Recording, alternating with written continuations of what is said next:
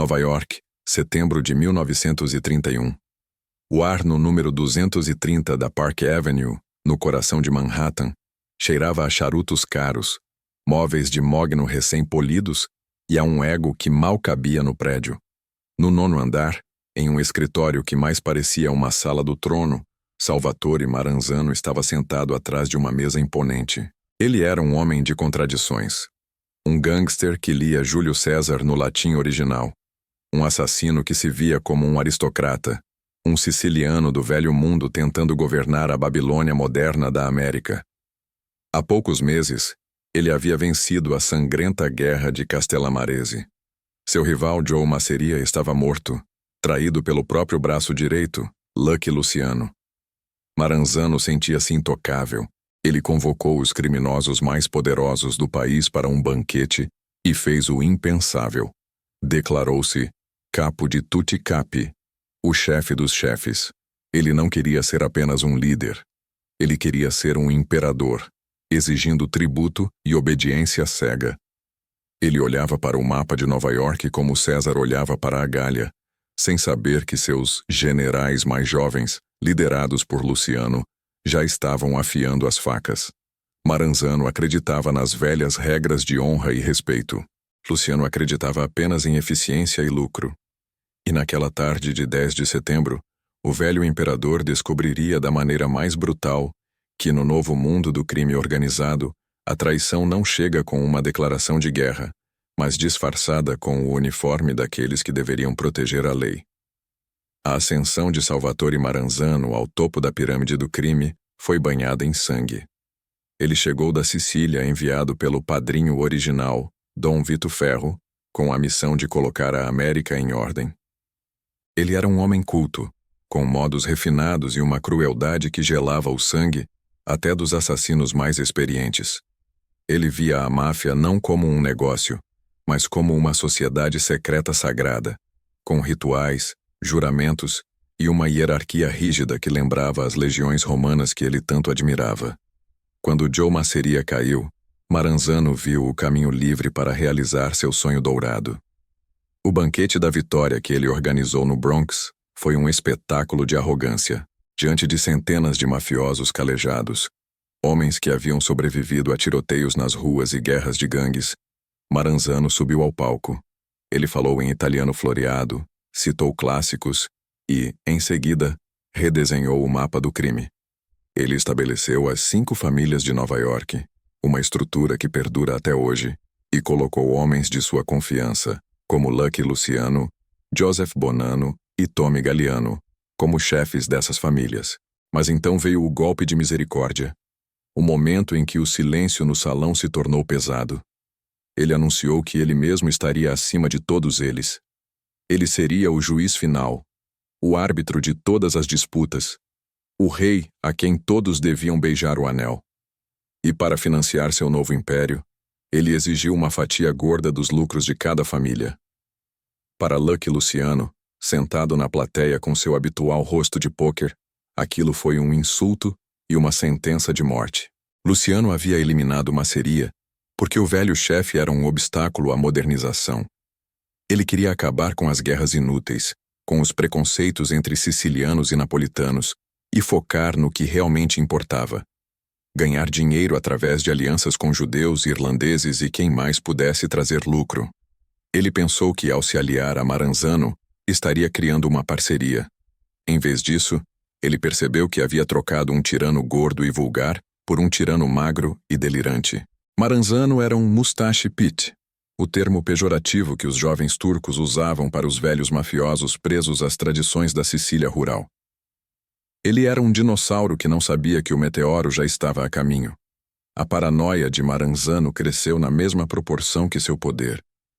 Ele sabia que os jovens líderes, especialmente Luciano, Vito Genovese e Frank Costello, eram ambiciosos e não aceitavam bem sua autoproclamação. Ele via conspiração em cada sussurro, traição em cada olhar. Como os imperadores romanos que ele idolatrava, Maranzano decidiu que a única maneira de manter o poder era através de um expurgo sangrento. Ele elaborou uma lista de morte.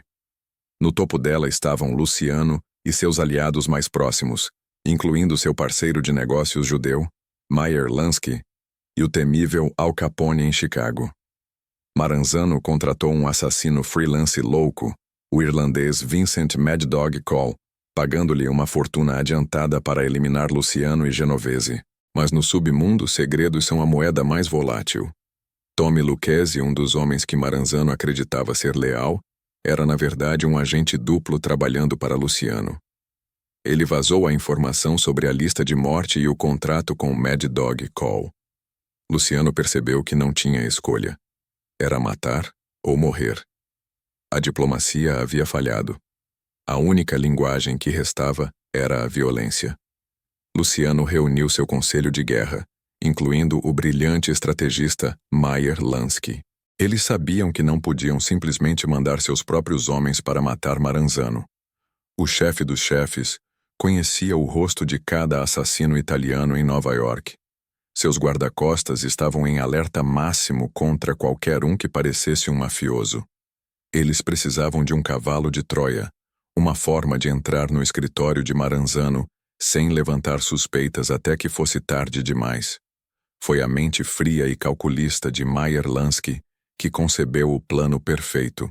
Maranzano era um homem poderoso, mas como muitos imigrantes que construíram impérios ilegais, ele tinha um medo profundo e enraizado do governo federal, especialmente dos agentes do imposto de renda e da imigração. Esse seria o seu calcanhar de Aquiles.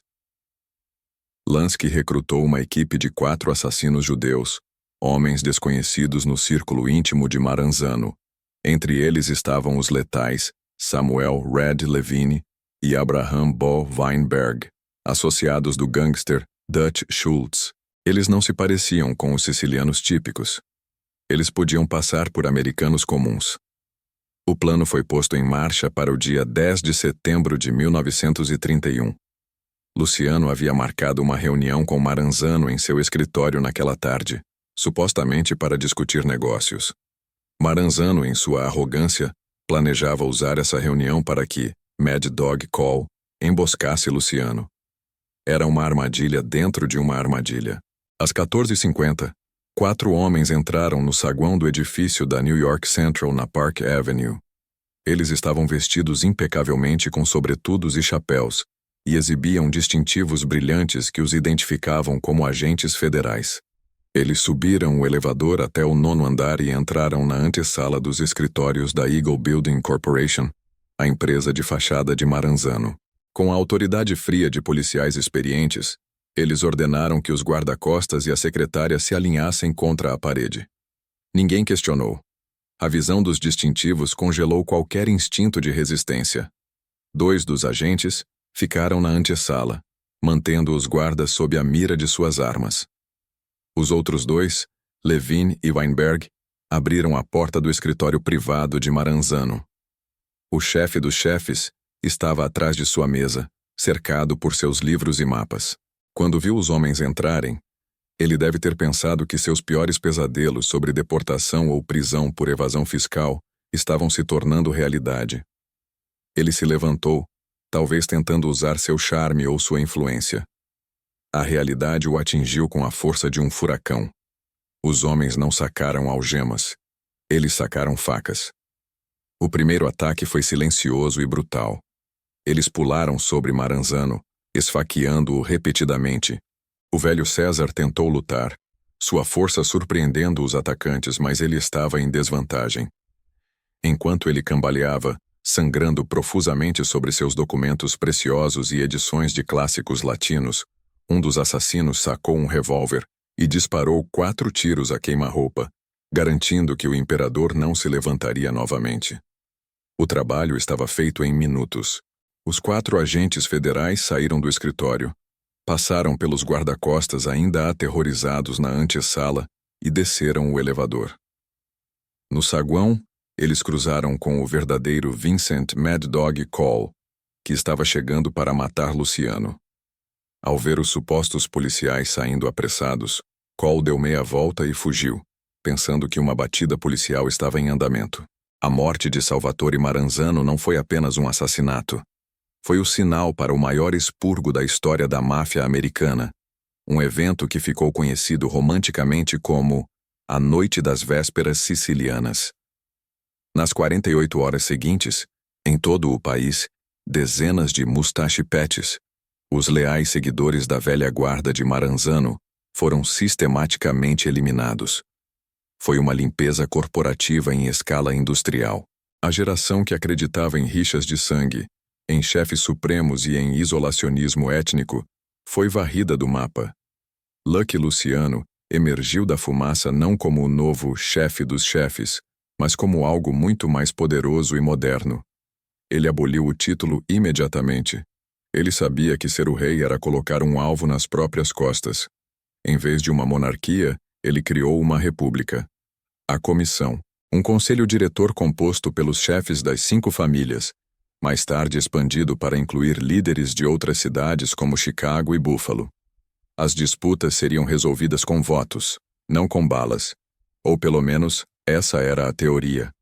A máfia foi americanizada, transformada em um sindicato nacional do crime focado na eficiência, na discrição e no lucro máximo. Salvatore Maranzano morreu porque tentou viver um sonho antigo em um mundo novo. Ele queria ser César em uma era de conselhos de administração. Ele subestimou a inteligência e a crueldade fria da nova geração. O uso de assassinos disfarçados de policiais foi o toque de gênio final de Luciano Ilansky. Foi a demonstração perfeita de que as velhas regras de honra não valiam nada diante da astúcia. O homem que queria ser o imperador do crime terminou sua vida sangrando no chão de um escritório em Manhattan, derrubado não por um exército rival em campo aberto, mas por um cavalo de Troia que usava o distintivo da lei que ele tanto desprezava. A máfia que conhecemos hoje, com sua estrutura empresarial e alcance global, nasceu naquele escritório da Park Avenue, no momento em que o último César deu seu último suspiro.